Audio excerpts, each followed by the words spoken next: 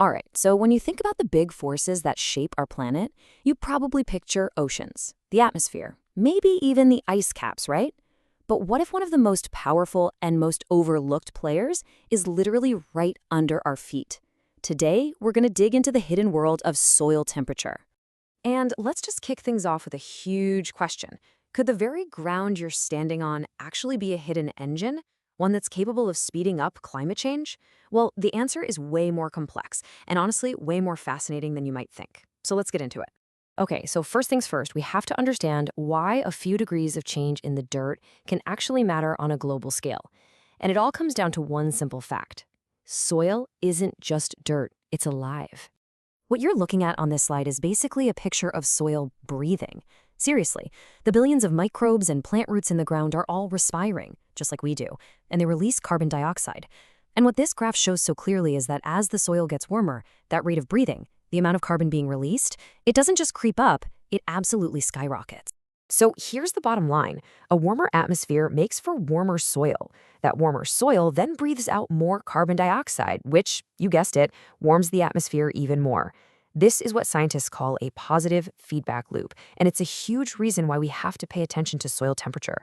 But of course, not all soil is created equal. The temperature of the ground changes like crazy depending on where you are on the planet. And when you look at it all together, it paints this incredible global picture.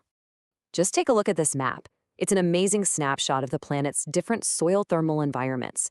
You can see those deep purples and reds, the megathermic zones near the equator, where the soil averages over 28 degrees Celsius. Now look way up north to those pale blues and grays. Those are the cryic and hypergelic zones. We're talking permanently frigid ground. The diversity is just wow. But this isn't just some abstract thing about global carbon cycles. This hidden temperature has a very real, very direct impact on all of us, every single day, right there on our dinner plates. Check this out. For a winter wheat seed, soil at 5 degrees Celsius means a really slow, sluggish start. It takes almost a whole month to pop up. But warm that same soil up to 20 degrees, and that seedling just bursts out in only 5 days. That's a five-fold difference. And that difference controls everything from planting schedules to crop growth and ultimately our food security. So, how does this all work? I mean, why do some soils heat up really fast while others stay cool? Well, to figure that out, we have to look at two key personality traits that basically decide how soil deals with heat. First up, we've got thermal conductivity. This is pretty much what it sounds like. How well does heat travel through the soil? A soil with high conductivity is like a multi-lane superhighway for heat, just letting it zoom right through, fast and deep. And the second trait is volumetric heat capacity. This is all about the soil's thermal inertia. How much energy does it take to get its temperature to even budge?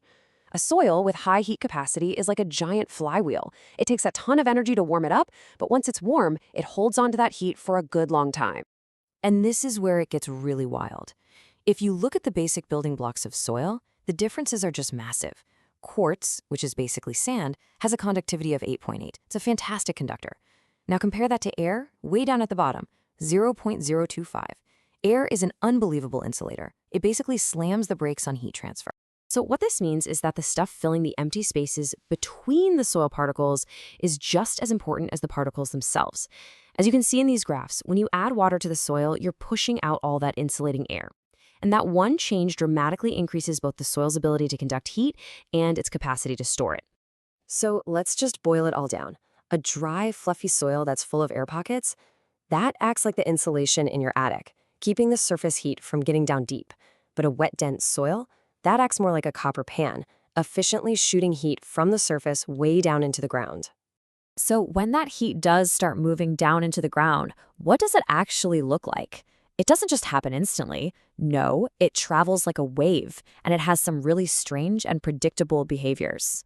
Okay, so picture this. The sun warms the surface during the day, and that heat energy starts to move downwards.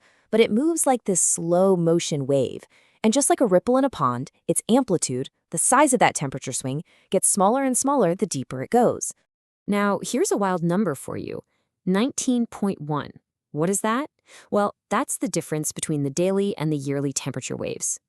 Because the annual cycle from summer to winter is 365 days long, its temperature wave penetrates roughly 19.1 times deeper into the soil than the daily 24-hour wave. And this whole wave thing leads to two really bizarre effects. First, those temperature swings get smaller with depth. We got that. But second, there's a major time lag because that wave of heat takes time to travel. And this creates this strange reality where the warmest temperature a foot down might not happen in the afternoon, but in the middle of the night, completely out of sync with what's happening on the surface. Okay, so let's bring this all back home. We've got the physics, we've seen the global picture. What does this all mean for us, right now, living on a warming planet? And look, this isn't just some theory or a computer model.